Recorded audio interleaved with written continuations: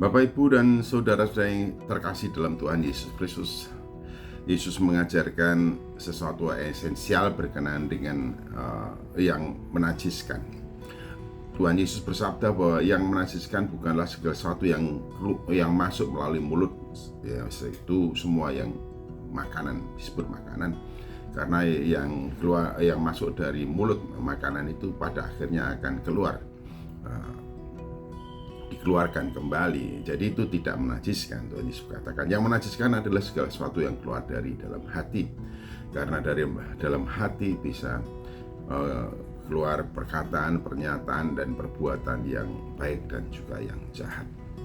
Jadi yang menajiskan adalah segala sesuatu yang keluar dari perbendaharaan hati.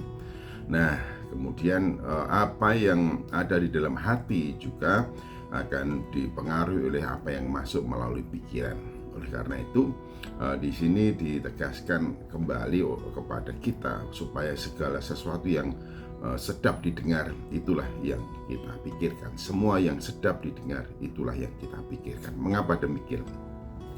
Kalau semua yang sedap didengar itu ada dalam pikiran kita, kemudian menguasai dalam hati kita, maka kita akan selalu memikirkan apa yang benar, yang tepat, yang akurat, yang kemudian kalau kita ungkapkan dalam perbuatan dan juga perkataan, orang-orang yang mendengar dan melihatnya tidak akan tersinggung, tidak akan sakit hati, tidak akan luka hati, tidak akan merasa direndahkan, diremehkan, dan seterusnya.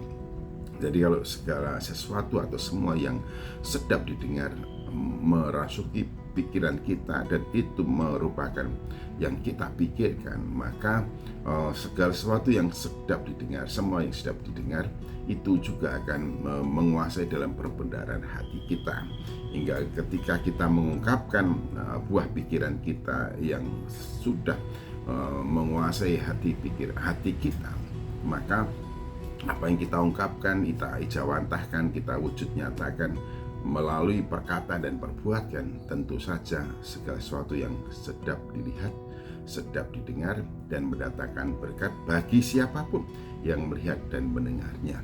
Nah, itulah yang dimaksudkan supaya segala perlakuan dan perilaku kita, baik dalam bentuk perkataan maupun perbuatan, itu akan mendatangkan berkat bagi orang lain dan tidak menyebabkan orang lain uring-uringan, tidak menyebabkan orang lain tersinggung, tidak menyebabkan orang lain dirugikan, tidak menyebabkan orang lain diremehkan, didiskreditkan, tetapi apa yang didengarnya itu memang enak di telinga, enak di hati, enak di pikiran, sehingga orang-orang yang mendengar dan melihat apa yang kita lakukan, mereka tidak akan bersungut-sungut, mereka tidak akan mengumpat, mereka tidak akan marah-marah, mereka tidak akan emosi, tetapi mereka bisa tersenyum, mereka bisa tertawa, mereka bisa sukacita, bahagia, dan puas untuk apa yang dilihat, didengar dari apa yang kita lakukan dan apa yang kita katakan. Nah, ini penting sekali. Mengapa?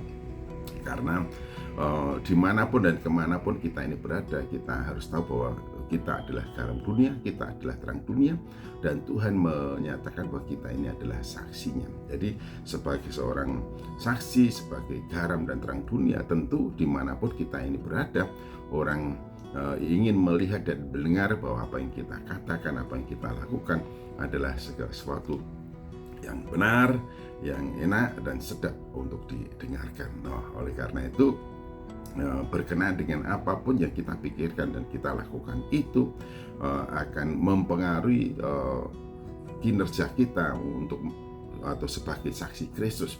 Karena kalau apa yang didengar oleh orang lain dari perkataan kita itu menyakitkan, kotor, dan tidak memberkati, maka segala kesaksian kita tidak akan pernah didengarkan dengan baik, karena perilaku kita, hidup kita tidak menunjukkan dan membuktikan kebenaran dari apa yang kita saksikan. Oleh karena itu, catatan penting untuk kita semua yang sedap didengar, segala sesuatu yang sedap didengar, pikirkanlah itu. Kalau yang menjadi pikiran kita adalah segala sesuatu yang sedap didengar, maka buah pikiran kita juga segala sesuatu yang didengar, yang sedap didengar, dan perkataan, pernyataan, dan perbuatan kita pasti juga akan segala sesuatu yang sedap didengar, karena dikendalikan oleh perbedaan hati yang sudah dikuasai oleh segala sesuatu atau semua yang sedap untuk didengarkanlah. Apakah kita bisa konsisten menjaga itu? Nah, itu tergantung daripada bagaimana kita mengisi pikiran kita. Apakah kita memang selalu mengisi pikiran kita dengan segala sesuatu yang sedap didengar? Jadilah saksi Kristus melalui perkataan pernyataan yang keluar dari perbedaan hati tentang segala sesuatu yang sedap didengar. Tuhan Yesus Kristus